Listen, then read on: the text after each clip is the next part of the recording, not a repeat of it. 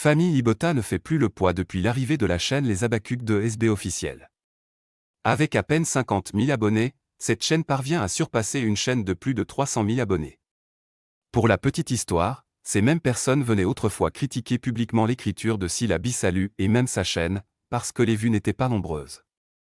Mais depuis la série « Sans état d'âme » sur Sylla Bissalu officiel, plus rien. Ils ont tous disparu. Alors j'ai une question simple, avant, quand Sylla n'avait pas beaucoup de vues, vous disiez que c'était à cause de sa mauvaise écriture. Aujourd'hui, c'est vous qui avez des vues aussi basses, alors que même la deuxième chaîne de Sylla, avec moins d'abonnés, fait plus de vues que vous.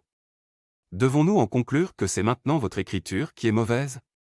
Petit conseil, le public se fatigue de la monotonie. Il cherche de la nouveauté, de la qualité, de l'authenticité, exactement ce que propose Sylla Bissalu officiel et les Abacucs de SB officiel. Félicitations à la légende Sylla Bissalu et à tous les Abacucs, qui consomment ces séries sans modération. Moquez-vous encore. Bisous, c'était Zoom. Sylla n'avait jamais vraiment envisagé de créer sa propre chaîne YouTube.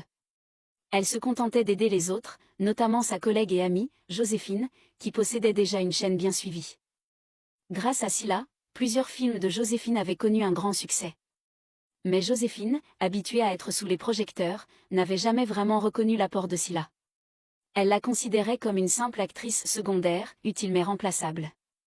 Un jour, après le tournage d'un court-métrage, alors qu'elle discutait dans la loge, Joséphine lança d'un ton faussement amical. « Sylla, pourquoi tu ne crées pas ta propre chaîne YouTube?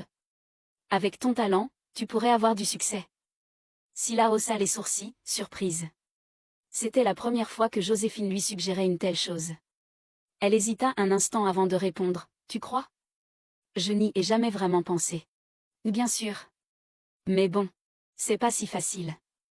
Tout le monde ne réussit pas sur YouTube, ajouta Joséphine en croisant les bras. Sylla sentit un mélange d'excitation et d'appréhension. Depuis des années, elle aidait les autres à briller. Peut-être était-il temps qu'elle se lance pour elle-même? De retour chez elle, elle réfléchit longuement à cette idée. Elle en parla avec son père, ses sœurs et quelques amis proches. Tous l'encouragèrent avec enthousiasme. « Sylla, tu es talentueuse. Il est temps que tu fasses quelque chose pour toi. » Le soir, seule dans sa chambre, Sylla repensa à tous les projets qu'elle avait aidé à construire sans jamais en être la véritable initiatrice. Elle se mit alors à imaginer ce que pourrait être sa première série. Une idée germa dans son esprit. Un sourire se dessina sur son visage. Et si elle proposait à Joséphine le premier rôle?